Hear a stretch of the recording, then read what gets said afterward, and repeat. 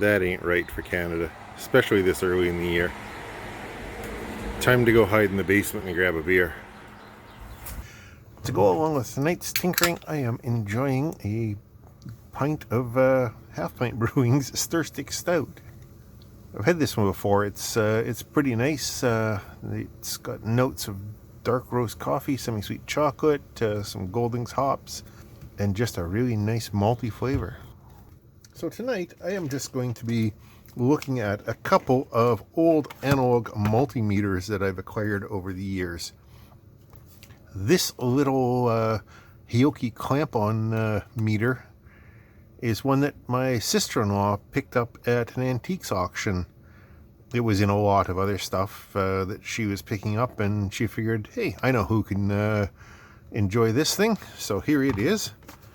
And this one is an old analog multimeter that my dad had in his garage.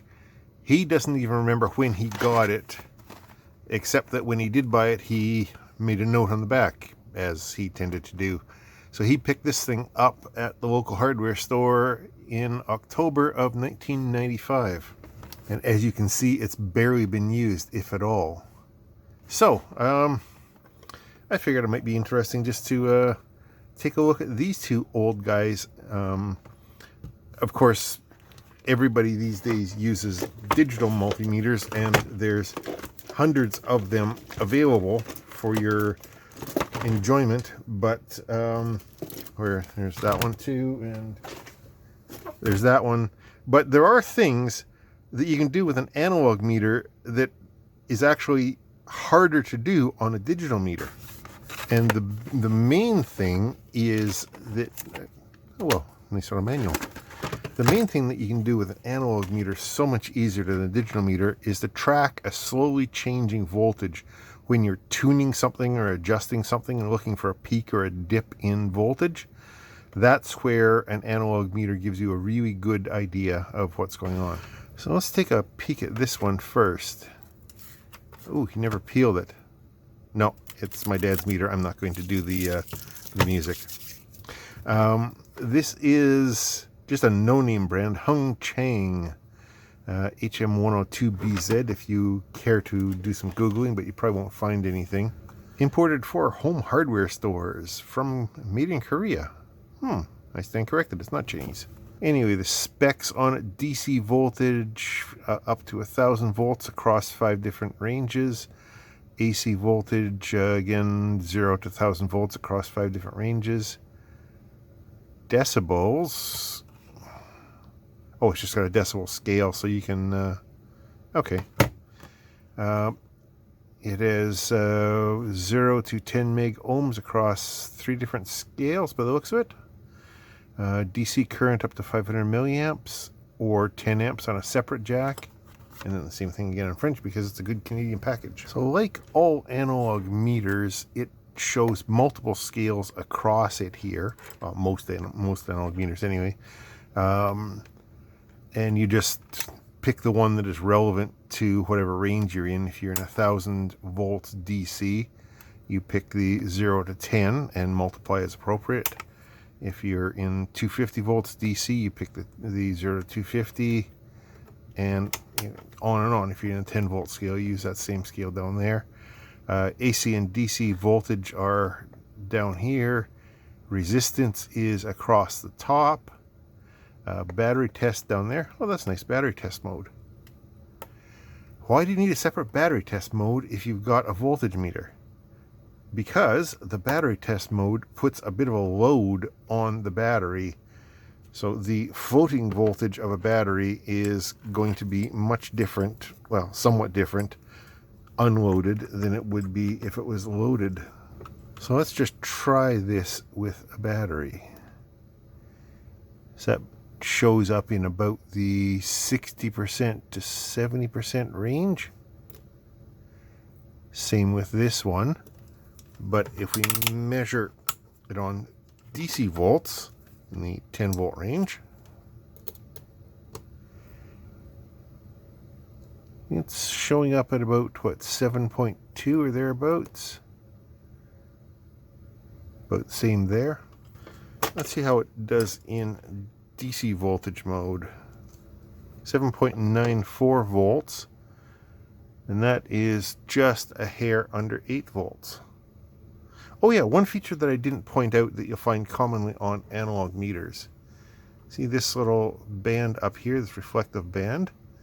That is a little mirror that helps you deal with parallax error. If you're looking at the needle from an angle, then you notice that what you're seeing down here differs.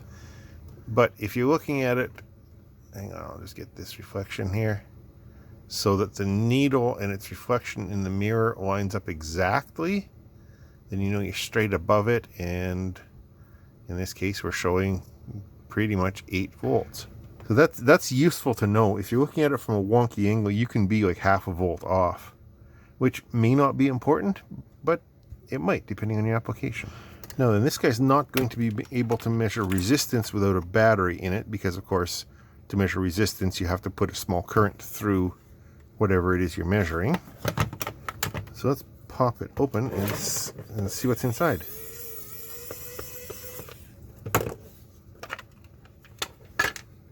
It has batteries in it. Wonder if they're any good. Oh yeah, let's pop those batteries out. We should still be able to use the battery test mode, right? That shows up as a solid question mark, so 70%. It's probably good enough. This one, however, is toast. Okay. Toss that over there. Let's see what I got in my stash here. That'll do. So I'll put those two batteries back in, but let's see what else we have inside this meter. We have a fuse, and there's a spare one in the package.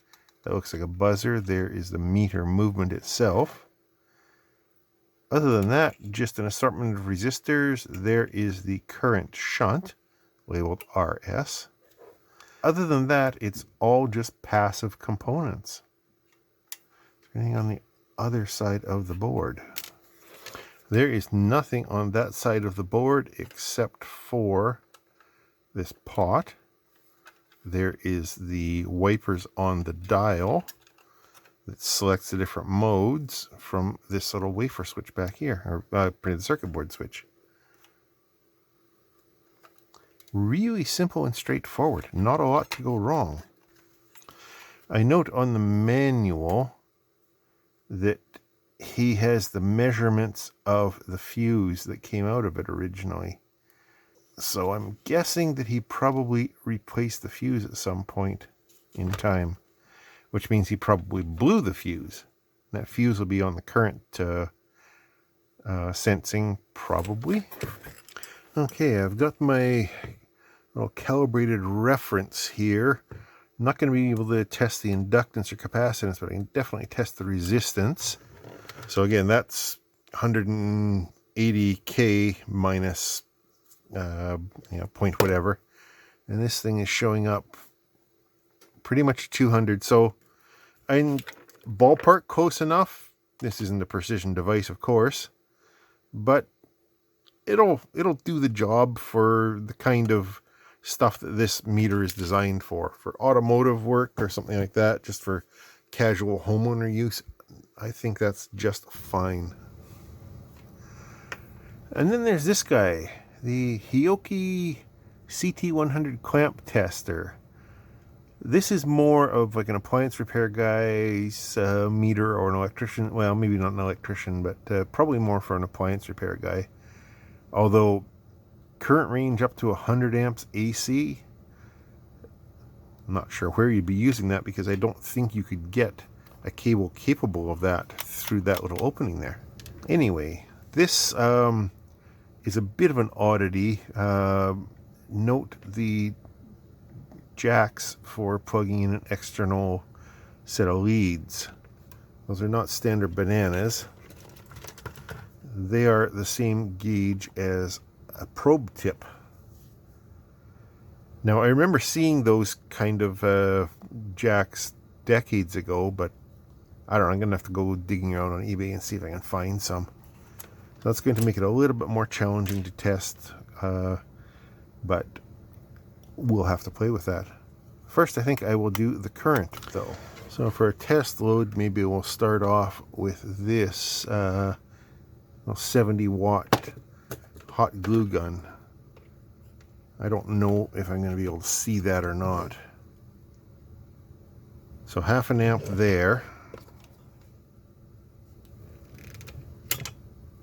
No, I don't see any movement on this at all when I plug that in. Actually, before I get carried away here, notice that that needle is sitting below 0. So that's not going to be especially calibrated. Fortunately, there is this little zeroing thing screw here that just adjusts the mechanism of the meter. There we go. Let's try this again. Yeah, negligible. I don't think that's enough of a load. So let's try this electric space heater. See what happens when I turn it on high. Okay, there we got a bit of a meter deflection. On the 50 amp scale, 10, 5, 4 amps. It's showing maybe 5 as it slowly warms up. According to the kilowatt, it's actually 7 amps. And actually, this has climbed up a little bit too as it warms up. Interestingly, this heater is a resistive load, so we got a perfect 1.0 power factor. Okay, 8.5, 8.7. So it does the job within reason. It gets you within the ballpark. That's nice. Now then, since I didn't have a set of leads for this thing, I had to do something really janky. Don't try this at home, kids. So put that into 300 volt range. Plug those guys into there. And our current voltage is 121.6 according to that. Plug that in. Oh, hey. 120, 102 ticks. Yeah. Okay. That works. For what it is, that's a perfectly reasonable little meter. If I could find some proper leads for it. Let's see what's inside this little guy. On the back here, it looks like this was originally bought from Duncan Instruments in Weston, Ontario. I wonder if they're even still there.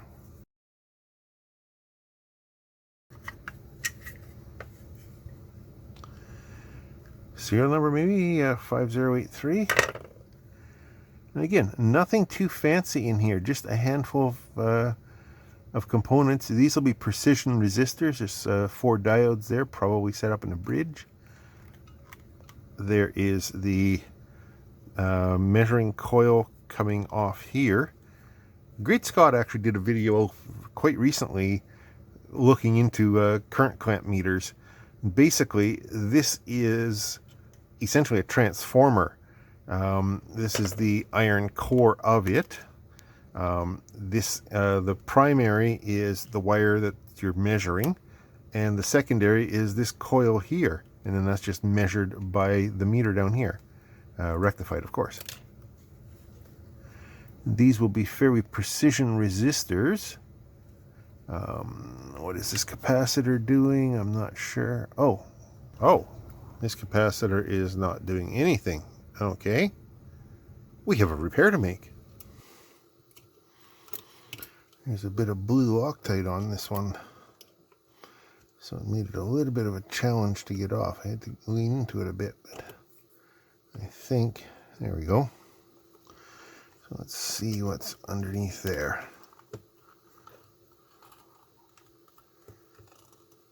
Without breaking anything else.